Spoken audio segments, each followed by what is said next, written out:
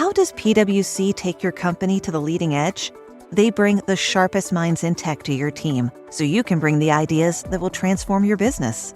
They're passionate about your industry, so you can walk into any room with every advantage. And they're with you every step of the way, so you can know you're headed in the right direction.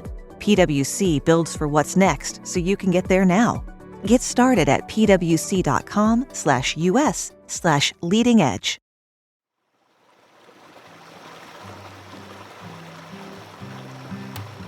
I grew up on an island called Wakenham. It's an island in the Essequibo River. It's low, right at about or even below sea level. An important feature you will notice on the island is there is what we call a seawall or a sea dam. That's necessary for keeping the ocean out. This is Dr. Troy Thomas. He's a math professor at the University of Guyana. It's easy to tell when you're talking to him that he's a professor. That quick description of his home island you just heard, it actually spanned about 5 minutes because he wanted to explain a few things along the way, like what sort of island Wakenham is. It's not a rock sticking up in the ocean, quite like we might have for a lot of Caribbean islands. It's an island formed from deposition, where the large river brings down all this material from higher areas and deposit it at the mouth of the river. There are more than 300 islands like these in the Essequibo River, which is Guyana's largest. And having to keep the ocean out is not a problem that's unique to Wakenham. Guyana itself, while it's a large landmass, you'll find that more than 90% of its population reside on a narrow strip, the coastal strip. And that coastal strip where the population resides is below sea level. That's not because Guyanese people have a particular affinity for the coast. And what happened is that a lot of the lands on the coastal area would have been reclaimed from the sea, I think mainly by the Dutch. That's something we inherited from the days of colonialism and slavery and all that.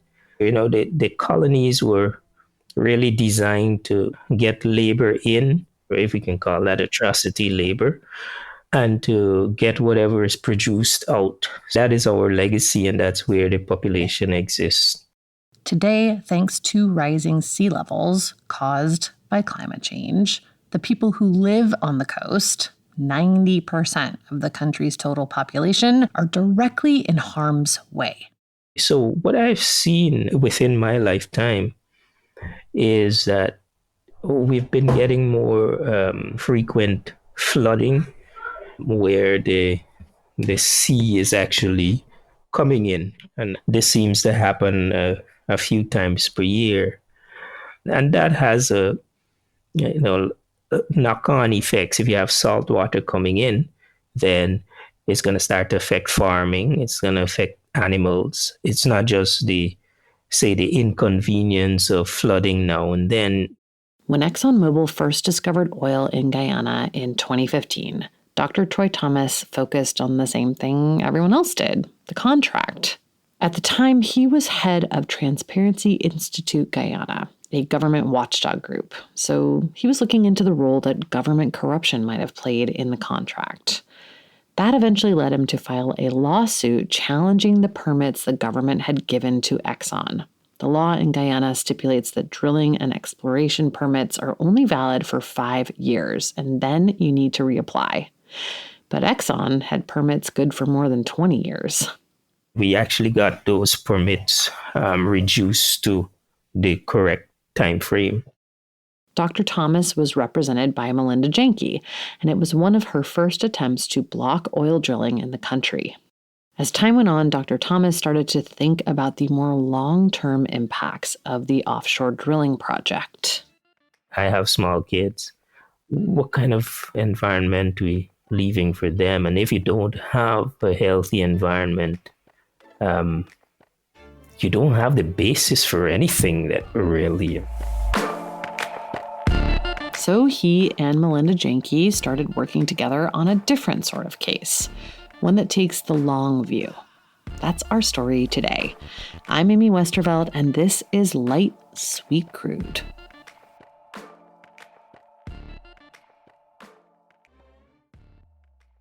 The Abercrombie Kids Summer Sale is in full swing, with up to 50% off select styles for the season. Summer plans, vacation, and camp days are all covered, with new dresses, shorts, tees, and swim. Abercrombie Kids has the summer staples they need and the looks that they want to wear. Shop in-store, online, or in the app. Offer applies to select styles as indicated. Discount applied at checkout online. Hey, it's Paris. You know I love sparkly things, right? Like stars. Duh. And thanks to Hilton and AutoCamp, I just slept under them. Picture me, serving looks by the fire outside my luxurious Airstream, making s'mores with the kids, while a national park is our backdrop. The great outdoors meets Hilton hospitality. That's hot. Explore all the new ways to stay at Hilton.com. Hilton for the stay. Are your business expenses playing hide and seek? With Uber for Business, the small spends that slip through the cracks, like rides and meals, go right where you need them. Because it integrates with leading expense platforms, you can say goodbye to surprise costs, missing dollars, or chasing receipts. Everything's track downable. Uber for Business. Make small steps that make a big impact. Learn more at uber.com/small steps.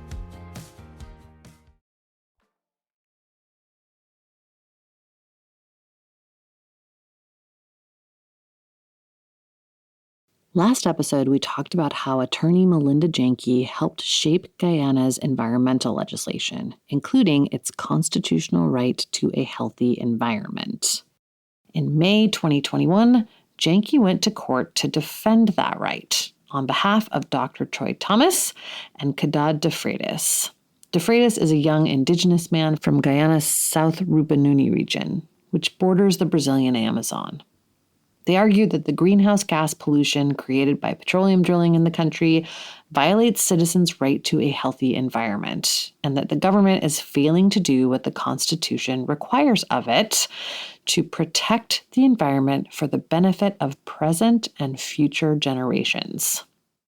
The case was filed against the Guyanese government, not ExxonMobil, but the judge in the case quickly added the oil company. Their first course of action has been to try to get any of Dr. Thomas's testimony that mentions climate change thrown out, even references he's made to ExxonMobil's own internal documents about climate change. Their argument is, get ready for it, he is not a climate scientist. But there are tons of climate reports written for non-specialists, including most of those internal ExxonMobil documents. According to ESSO, climate change is a matter of scientific opinion. Climate change is not fact. They say that all of these things need to be proved by experts, and that Dr. Thomas is not an expert and therefore cannot say that climate change exists or that extreme weather exists, etc. In addition, we have quoted extensively, of course, from ESSO's own documents, including the greenhouse gas review that came out, I think, around about 1989 or sometime around then. They say this is hearsay and they want to take it out. Their own documents are hearsay. They say that their own document is hearsay and has to be taken out. We have also referred to Darren Woods' testimony on oath to Congress last year in October 2021 when he said that ExxonMobil has long known about climate change, and they say that this also is hearsay and should be taken out. In 2023, a new peer-reviewed study into Exxon was published in the journal Science by Dr. Jeffrey Supran and his colleagues at Harvard University. It showed that not only did Exxon's own scientists suspect that burning fossil fuels was changing the climate in potentially dangerous ways, but that they were terrifyingly accurate in those predictions. I asked Supran what he thinks about some of the arguments Exxon's subsidiary Esso is making in Guyana. Well, it's like, what do you say? It's pretty flabbergasting. It does in some ways mirror, for instance, the tobacco industry's gradual shift in public affairs focus, from the West to other parts of the world. When regulation and campaigners and scientists and everyone started clamping down on them in the US and Europe, they started to target China and India and South America and other demographics with equally, if not more, heinous messaging campaigns and tactics. So clearly it's astonishing, right? And at this point, they're not just contradicting what they knew decades ago, they're contradicting what they say on their own website. All I can say is, tell me where to go testify. Janki is waiting to find out if the judge will approve Exxon's request to leave several paragraphs of Dr. Thomas's testimony out. But Thomas is not overly concerned. He says either way, the argument and the ask are clear. It's not petroleum per se. It's not about ExxonMobil or some specific oil company. It's that this thing that we're doing has a net negative impact on our well-being, which our Constitution seeks to guarantee. And it's nowhere being close. It's nowhere near net zero or anything like that. It's terrible. So then, for me as a citizen, this is the law of my land. And I'm saying to my government, look what we have here. Look what you're doing.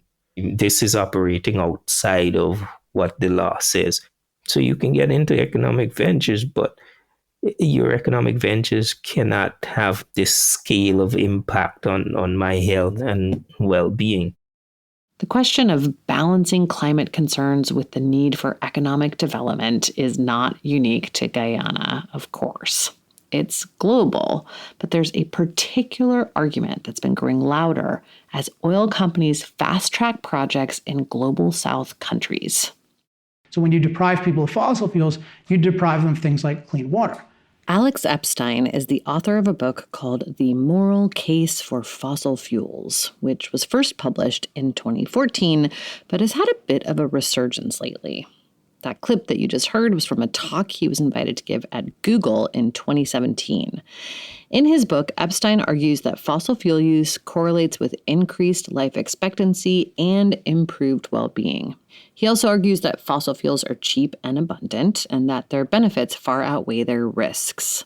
A whole army of pundits and politicians have begun echoing this argument in recent years. When push comes to shove, it's like, is it the environment or poor people? If your idea is that we have to limit growth to save the planet. If we limit growth, poor people starve. That's Canadian philosopher and frequent Joe Rogan podcast guest Jordan Peterson. Michael Schellenberger made similar arguments in his book Apocalypse Never. The idea that the Congo would need to limit its emissions is offensive. Poor countries should be able to get a hydroelectric dam or a coal plant or a nuclear plant or whatever because they're poor. Full stop. That's it. There's no negotiation. That's it. Fossil fuel lobbyists and spokespeople make this argument all the time, too, of course. Here is Mandy Gunasekara, a spokesperson for the CO2 Coalition, testifying to Congress during a hearing on climate disinformation in 2019.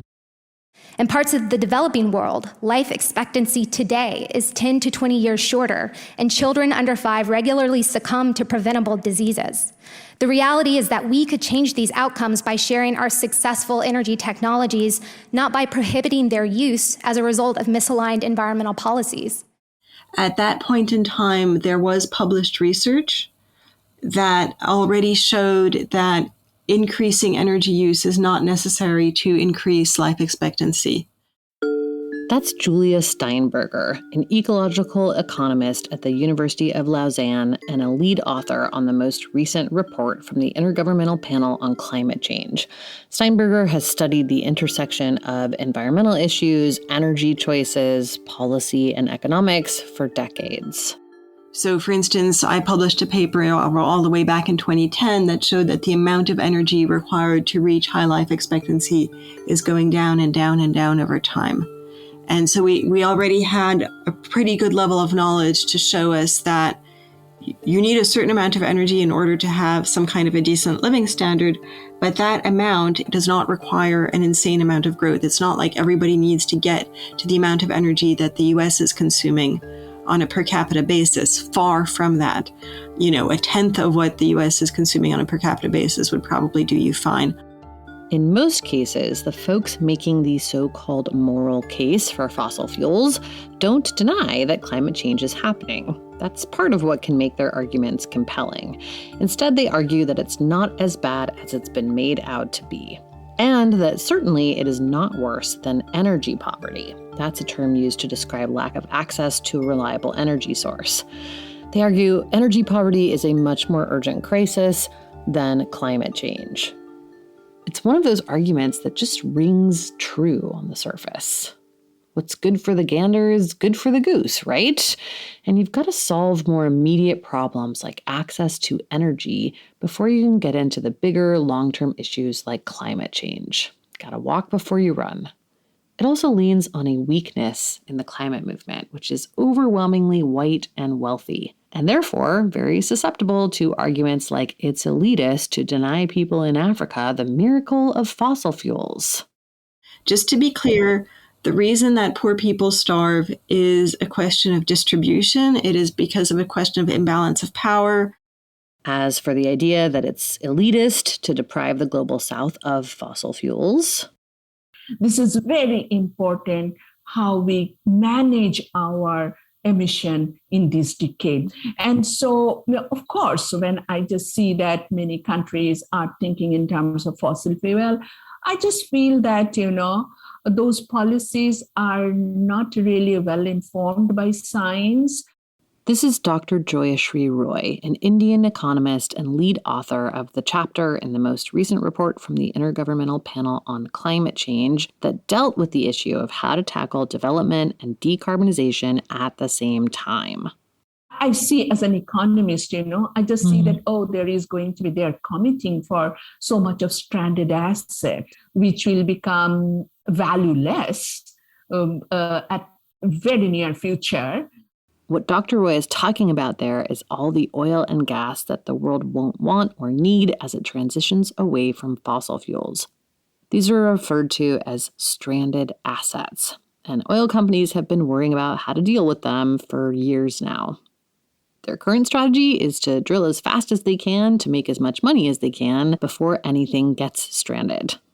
What worries me is that when these decisions are taken for the fossil fuel expansion, I just feel that how these countries would manage, or are they having any built-in just transition policy within that? Because when these assets become stranded and people are going to lose their jobs, is there any social protection policy built in so that the investments, the employees are protected from job losses? That's something which worries me.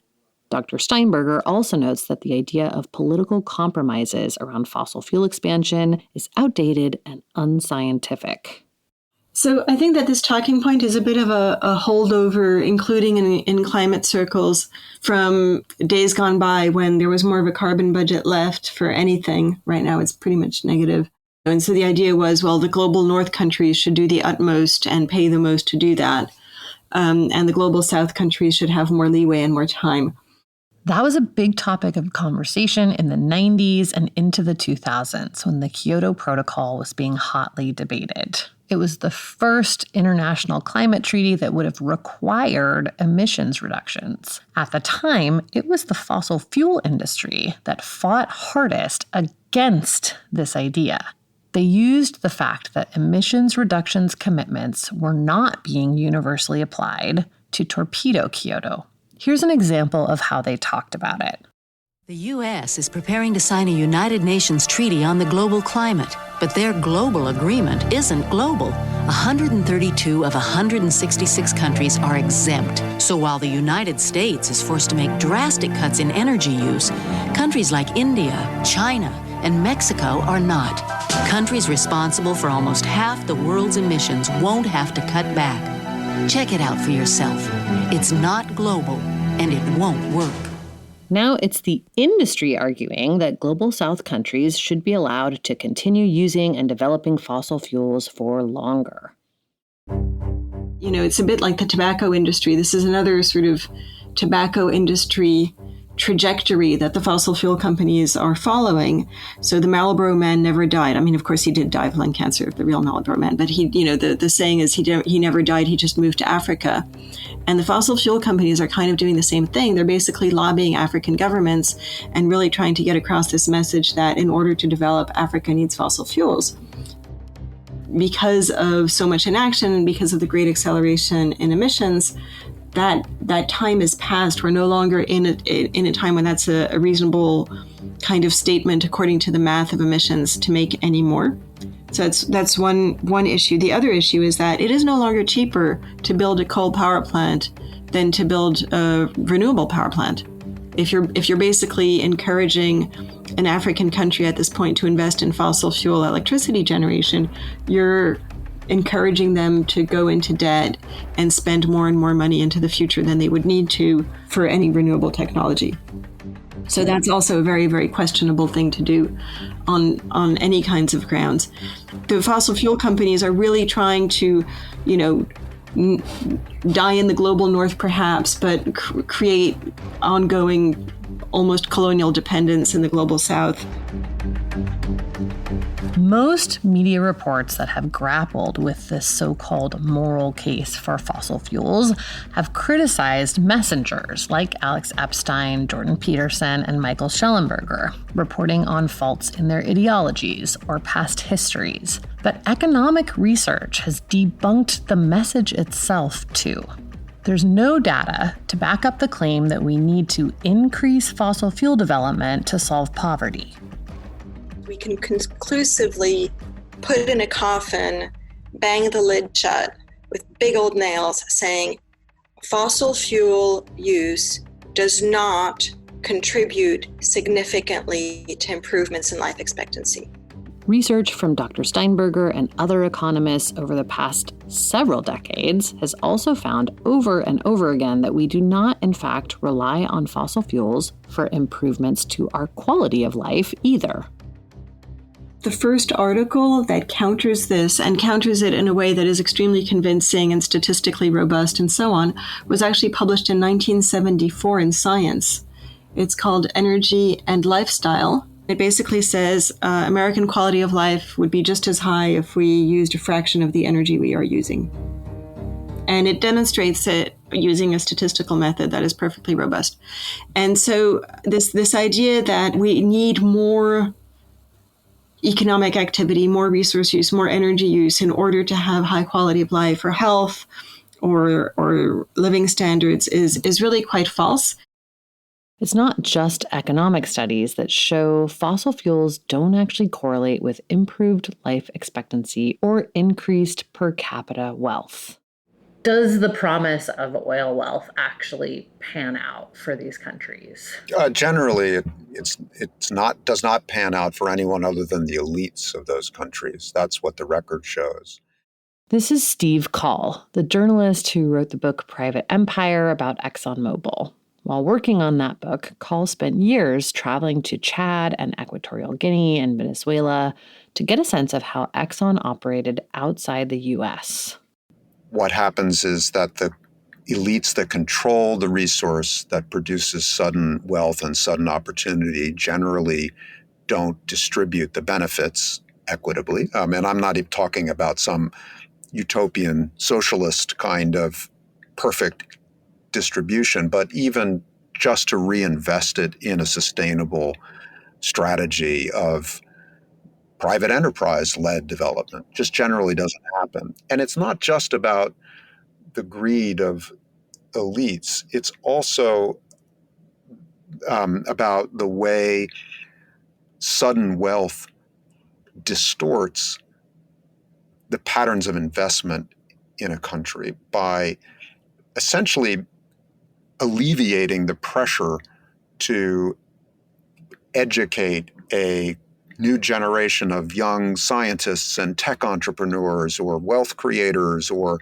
people who are going to figure out how to save and improve agriculture in an era of climate change. That all of these urgent problems that emerging countries face in the global south, I mean, they get displaced by the easy money that comes from a resource boom. The example development economists most often give is a comparison between South Korea and Nigeria. It's not a perfect example because, of course, there are non-economic, cultural reasons for the way that countries develop too, but it's an interesting contrast. I mean, in the 1950s, Nigeria and South Korea had roughly the same per capita income, and they were both very poor countries. South Korea had just emerged from a terrible, long experience of war and occupation. And Nigeria was blessed with this huge oil bounty, and South Korea chose to kind of industrialize on its own without a lot of resources. And in a single generation, one country got rich and the other one cycled through the resource curse. And economists point to that and say, statistically, Nigeria may look like it had greater wealth, but in the experience of its society, the wealth, ran offshore and often kind of displaced opportunities that Nigeria might have had to build a more sustainable economy. There are examples in North America, too. In Canada, Alberta's trillions of dollars in oil and gas revenues have benefited companies tremendously, but its schools are carrying a $50 million budget deficit. In Louisiana, residents pay about 10% higher than the national average for energy, despite having been an oil and gas state for decades. So if we've seen this happen all over the world, where oil makes companies and maybe a few key politicians and consultants a lot of money, but leaves everyone else worse off, then why would it be any different in Guyana? Especially when there's nothing forcing it to be different. Here's Melinda Janki again. It is incredibly stupid for anybody to say, well, because you did something bad and broke it, we now have a right to do something bad and break it even further. It's morally indefensible, of course, but it is also incredibly stupid because the global climate system is precisely what it says. It's a global climate system.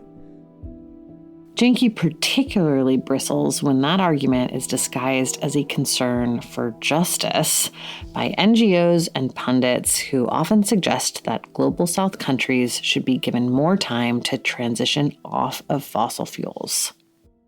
Why would you say that when in every single former colony, people are saying, stop the oil, we don't want it.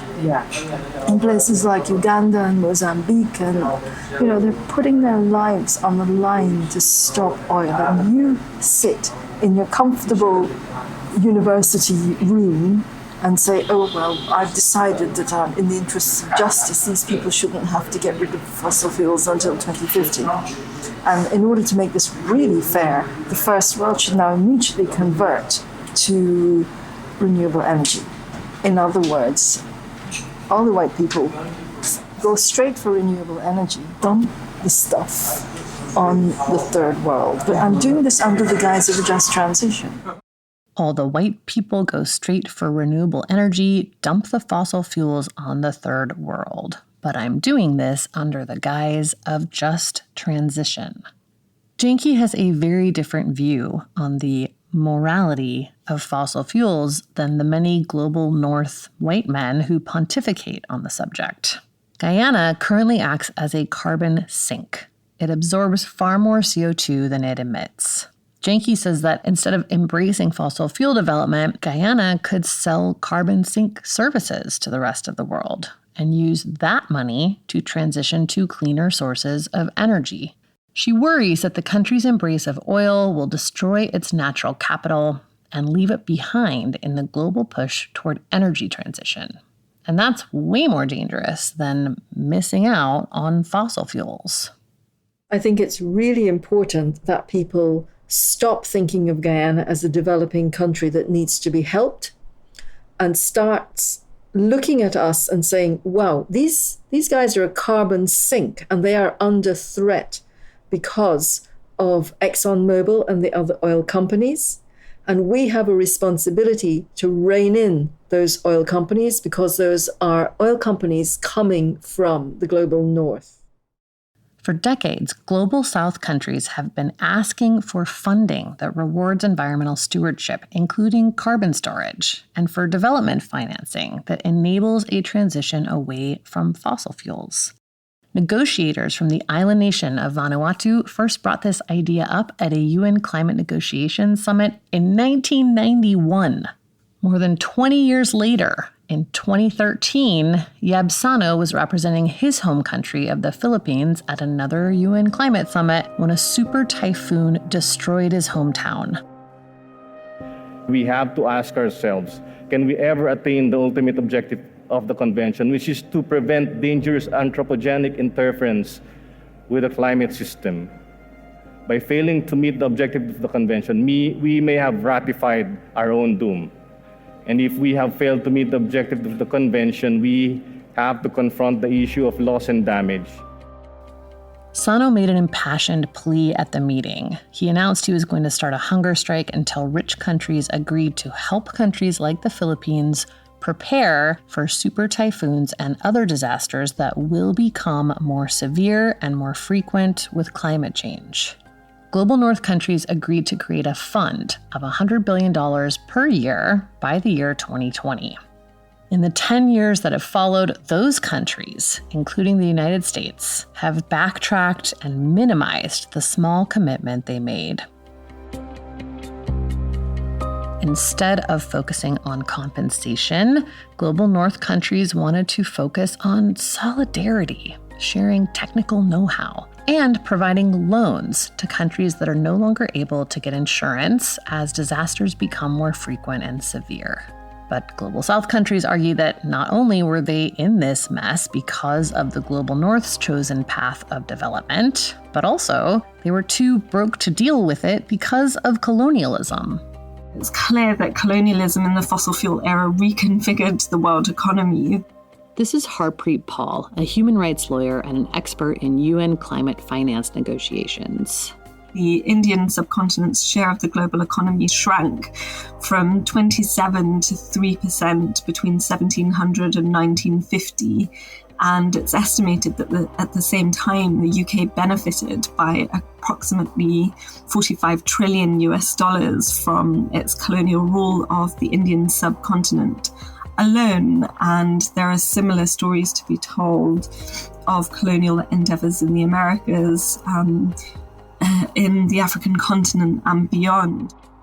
In other words, the economic costs of climate change are only the latest in a long history of economic extraction and transfer of wealth away from Global South countries and indigenous peoples. The Loss and Damage Fund that rich countries agreed to create was meant to begin to repay that debt with $100 billion a year, but so far, contributions have fallen far short of that goal. And any money that has come in has mostly been in the form of loans that are putting countries further into debt. It's been described as a climate debt trap. Here's Prime Minister of Barbados, Mia Mottley. The bottom line is, to build back, we have to borrow. And when we borrow, it is added to our debt to GDP. And when our debt to GDP rises, our credit rating drops. And then we are unable to meet the basic fundamental demands that normal development requires of us. There has to be a recognition of being able to isolate that debt, which is necessary to build resilience or to build back from a climate disaster, as opposed to the normal aspects of development. Instead, as Harjeet Singh, who's followed these negotiations for several years, explains, polluters continue to receive incentives in the form of subsidies from their home governments. They are getting subsidies to the tune of $11 million a minute. $11 million a minute. And yet they're not being held accountable. And they're using these public resources and further causing the problem. In that context, it's easy to see why global South countries with fossil fuel resources, like Guyana, are turning to the unlikeliest of sources, global oil majors, to pay for climate adaptation. Here's Antonia Yuhas, the investigative journalist we heard from last time. 90% of the population lives on the coast. So 90% of the population is expected to live in a place that's going to be underwater by 2030. You're going to move 90% of the population where? There's no good example anywhere in the world of relocation. To where? Because where in Guyana isn't impacted by climate, that's the other thing, isn't already being harmed by extreme weather. And where's the money going to come from? So if the money is supposedly going to come from the oil, that means you have to drill the oil, which you're going to burn, which is how you further destroy the climate so that you can move the people to get away from the results of the climate crisis. You do have to think about moving people. You don't want them to be underwater. But one really good step while you're thinking about planning to move people is to stop the thing that's forcing you to move them. Guyana very much wants to, like many others in the world today, say that it can pay to protect its forests by drilling for oil. And it's a devil's bargain. Janki's not ready to accept that bargain. She is tireless in her commitment to this work, but she's also fighting a pretty solitary fight. Most of her countrymen don't want to see the Guyanese industry killed off so much as they want oil money to actually make their lives better. And that includes the country's environmentalists.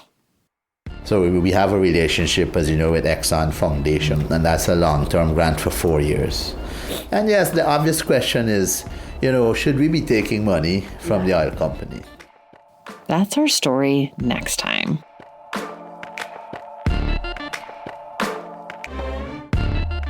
Light, Sweet Crude is a Drilled and Damages co-production. Both shows are Critical Frequency originals. Our editor and senior producer is Sarah Ventry. Sound design, mixing, and mastering by Martin Zaltz Ostwick. Our fact checker is Anna Pujol-Mazzini, and our First Amendment attorney is James Wheaton. The show is reported and written by me, Amy Westervelt. Additional reporting by Kiana Wilberg in Guyana and Antonia Yuhas in DC. We had additional assistance in Guyana from Jamal Thomas, Salvador de Carres, Wilderness Explorers, and the staff at Kaiman House. Special thanks to Michael McChrystal for his help as well. Our theme song is Bird in the Hand by Forknown. The cover of the Godfather Love theme is by Young Ones of Guyana and licensed from BBE Music. Additional music by Martin Zaltz Ostwick. Our artwork is by Matt Fleming. Marketing is handled by the great Maggie Taylor. PR and media outreach by the wonderful folks at Tink Media. Lauren Passel, Ariel Nissenblatt, and Devin Andrade. The show is supported in part by generous grants from the Doc Society, File Foundation, the William Collins Kohler Foundation, and you, our listeners. If you would like to support our work, you can sign up for our newsletter at drilledpodcast.com. You can also access transcripts of the show there and additional information. Paid subscribers also get access to ad-free episodes, early releases, and bonus content. It also really helps us if you would please rate or review the podcast wherever you're listening and share it with friends. Thanks for listening, and we'll see you next time.